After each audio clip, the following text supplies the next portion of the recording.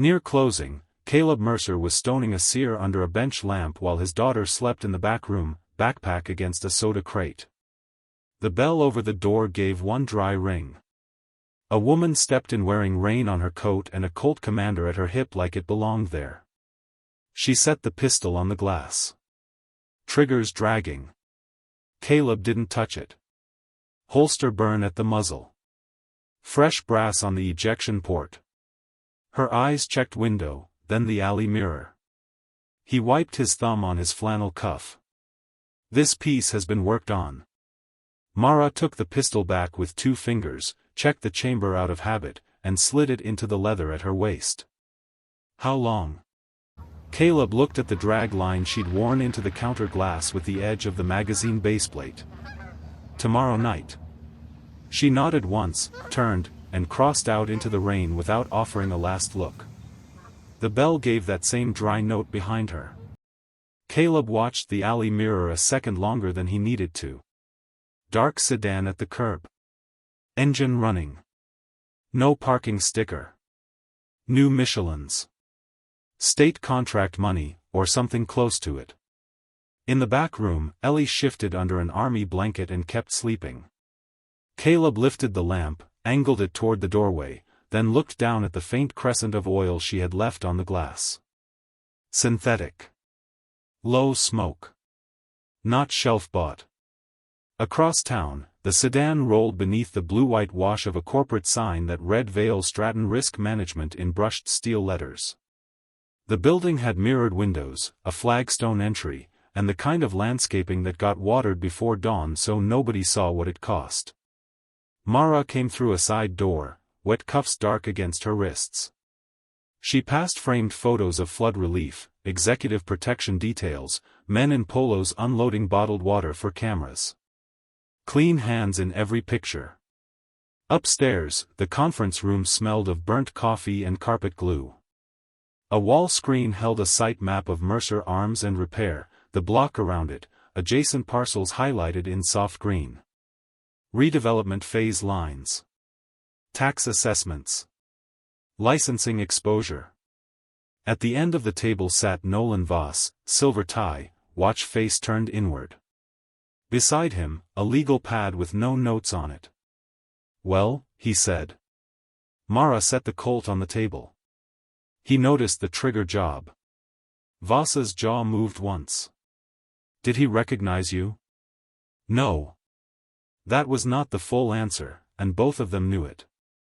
A man from legal slid over a manila file. Inside were copies, accident photos, probate documents, insurance denials, one grainy image of Caleb's late wife in a parking garage, half-turned, looking past the camera. Red circles marked a storage key clipped inside her purse. Voss tapped the image with a manicured fingernail. She hid something before the collision. Drive, ledger, correspondence, we don't care what form it takes. Mercer may not know he has it. If he does, we recover it quietly. Mara said nothing. Voss leaned back. Rain ticked at the glass behind him. And if quiet stops being an option, he said, you were selected because you understand trigger brake. Pressure, then release. Split second. No waste. Mara closed the file. Down on Main, Caleb locked his shop, then stood in the dark a moment with his hand on the deadbolt, listening to the tick of a cooling soldering iron. By 10 the next morning, Main Street had that washed-out look rain leaves behind, grit pressed into mortar joints, coffee steam drifting low, trucks hissing at the stop sign. Caleb was at the bench with Mara's Commander stripped open on a shop towel. Recoil spring set aside. Firing pin stop eased out. Under magnification, the sear nose showed bright hand file chatter where factory geometry should have been square. The front door opened. Not Mara. 2 men in city jackets stepped in carrying clipboards that were too clean for field work. One smelled of mint gum and copier toner. Caleb Mercer? Caleb kept the frame in his palm. Depends who's asking. Zoning compliance. We've had a complaint about hazardous storage and unauthorized machining. Caleb pointed with his awl toward the posted permits, federal license, fire inspection tag.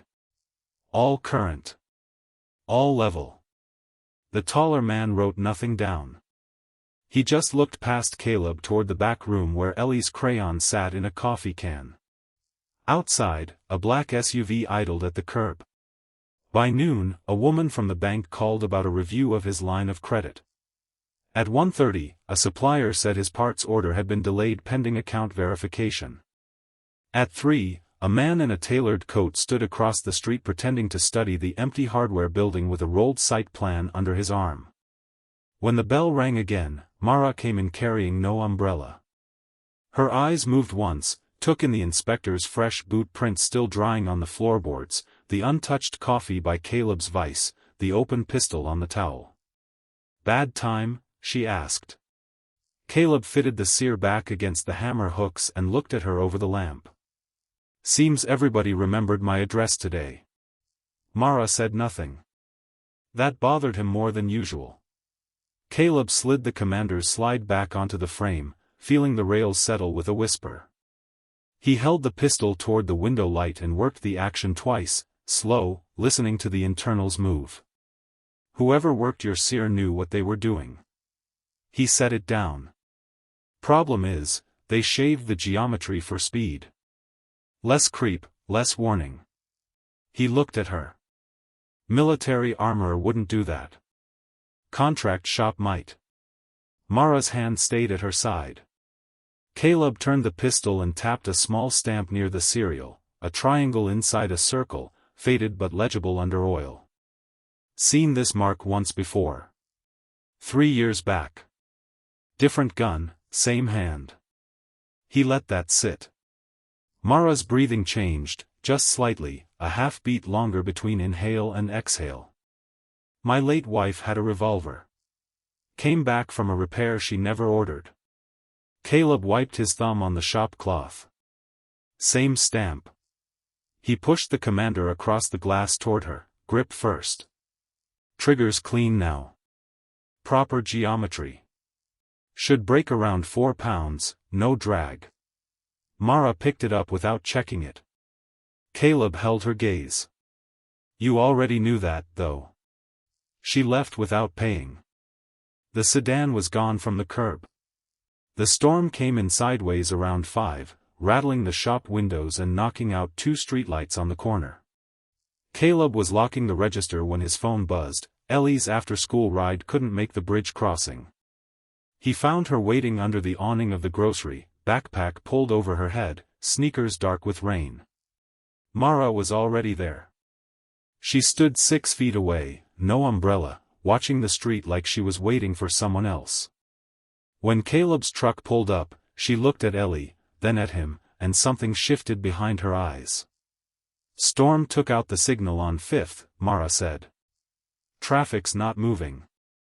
Caleb opened the passenger door. Ellie climbed in, then looked back. "Dad, she's getting soaked." The truck idled. Rain drummed the hood. Caleb watched Mara through the windshield for a long moment. "Get in." The house smelled of pine oil and old radiator heat. Ellie set the kettle on while Caleb cleared the workbench in the front room, pushing aside a half-shaped walnut stalk and a tin of linseed oil. Mara stood near the door, arms crossed, dripping onto the mat. "Sit," Caleb said. "You're no good to anybody catching cold." She sat. Ellie brought her a towel without being asked. The call came at 9 the next morning. Caleb recognized the tone before the words, polite, corporate, no room for questions. A meeting. Downtown. 1 hour. He left Ellie with Mrs. Hernandez next door and drove through gray streets still wet from the storm. The building had no sign out front, just tinted glass and a parking garage that swallowed sound. They put him in a conference room with a long table and a window that didn't open. Voss sat at the far end, silver tie, hands folded. 2 lawyers flanked him like bookends.